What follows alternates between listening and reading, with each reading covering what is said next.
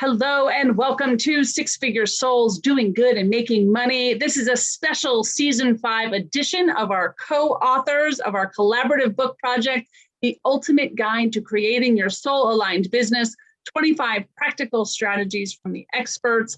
I am your host, Camille Miller, lead author of the book and pioneer for the soul professional movement. Today we have Kristi Sullivan with us. She is our author of chapter 2, right after mine, Stop Overworking and Start Overflowing, How to Build Your Soul-Aligned Business Through Using Human Design.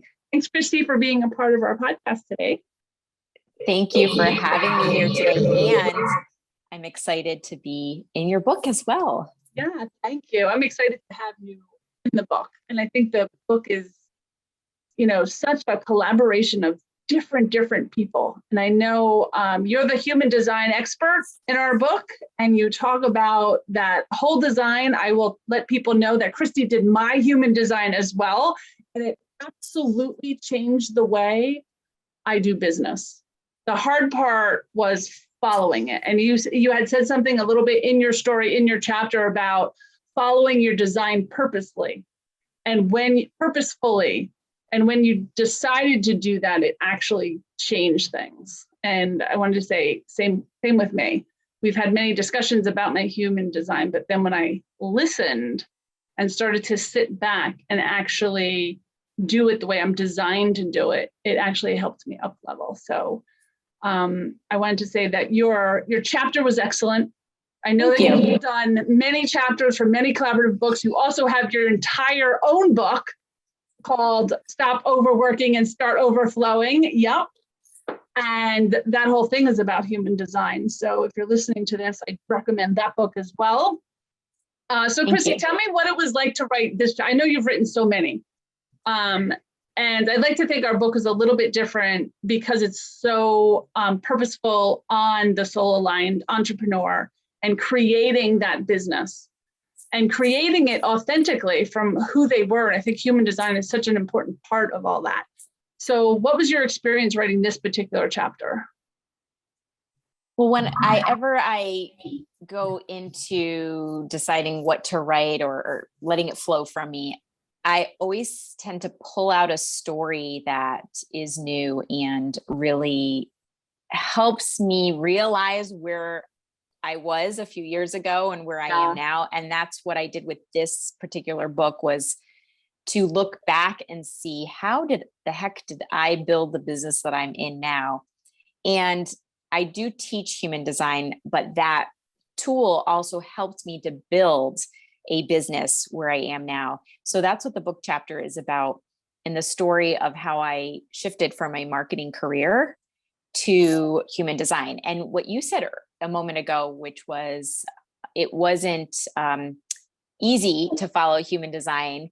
And I know growth is not always easy, but when you do it with purpose and intention, human design is a tool that you need to pull apart the layers and do it slowly. And when you start to do things a little at a time through that lens of human design, there can be huge transformations. So I did that starting day one, when I said, what the heck am I going to do now that I've left my marketing career? What job or business am I going to do?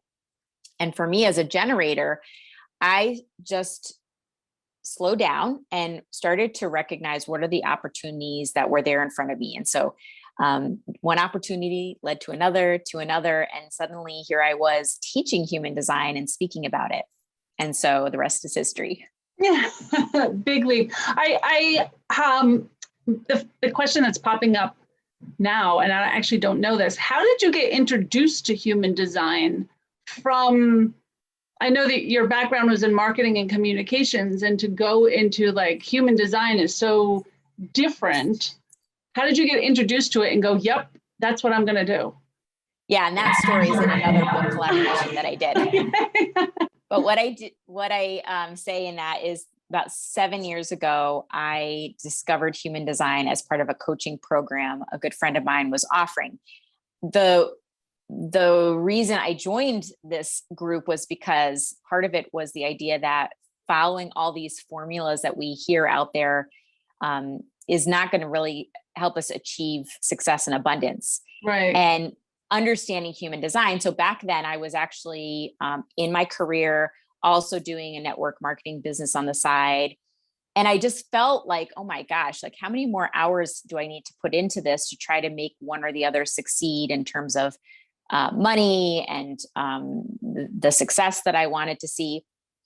And realizing when I learned human design that I'm trying to follow a formula that everybody else was. And I was trying to follow it by initiating and making things happen and forcing it, or really, putting my nose to the grindstone. And that was leading me to burnout.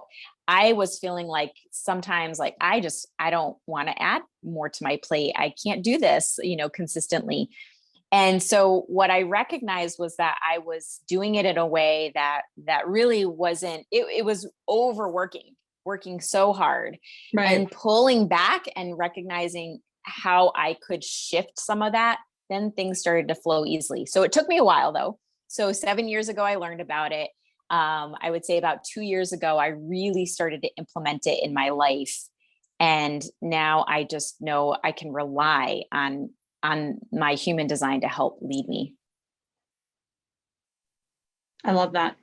I think it was a game changer when I learned about it. So, and I had learned about it before, but I didn't do anything with it. And I think that was a big differentiator for me. Yeah, it can be a very complex system and a lot of information when you first learn about it. And I think what happens is our brain has to like process all of it. But then when we can learn it in a basic way that we can start to implement it, like you just started to make some shifts in your business. And when you trust it and trust yourself and trust your inner guidance, then things just start to show you that trust, the self-care you're doing, the slowing down, the shifting starts to make things more effortless and easy in business. Yeah. What is it that you love about your work the most? I love seeing the transformation. I know that sounds cliche, but really I have had people tell me like, this was life-changing for me. This, helped me grow my business. This helped me make money. Even it's helped people improve relationships and their health and well-being. And I love that. I've seen that happen for myself. And that's why I love speaking about it, because I just want people to hear about what human design is and start exploring it for themselves. Yeah. Yeah. Now, as far as being soul aligned business, I think human design is part of that soul alignment, right? Were you always that spiritual person, or did you become awake as part of that process? Does that make sense? Ooh, that's a good question. But I think when we look back, we all can see the spiritual journey that we're on, and we're all at different places. We can't even compare, like, I'm at this place, that other person's at this place. We're all in various levels according to what I think our soul is looking for. So let me say 20 years ago, I started teaching yoga. And when I discovered yoga, I had the same like, oh my gosh, this is amazing. And I felt like that was a pivotal point in my spiritual journey. Human design was another one.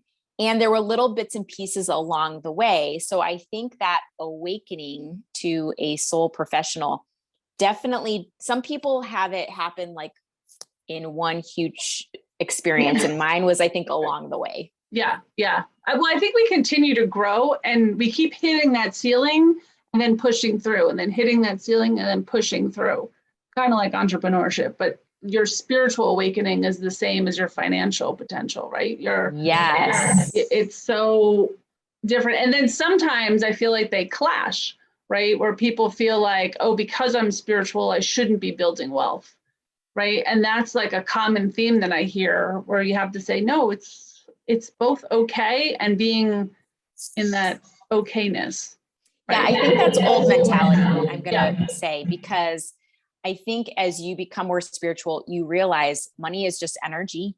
And the idea too, that I write about this in another book that I just contributed to, which was the idea that money was what confirmed or validated our success and our productivity. And now people are starting to recognize that it's not necessarily money. It's are you living the lifestyle you want? Are you finding joy? Are you finding this work-life intertwined balance and family satisfaction? And all of that is really the success that we're looking for. Absolutely. Absolutely. Including money.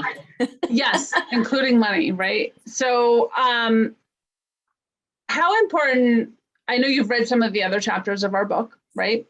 How important do you feel this book is for, someone who's thinking, I don't know if this book is for me, or they're just starting out?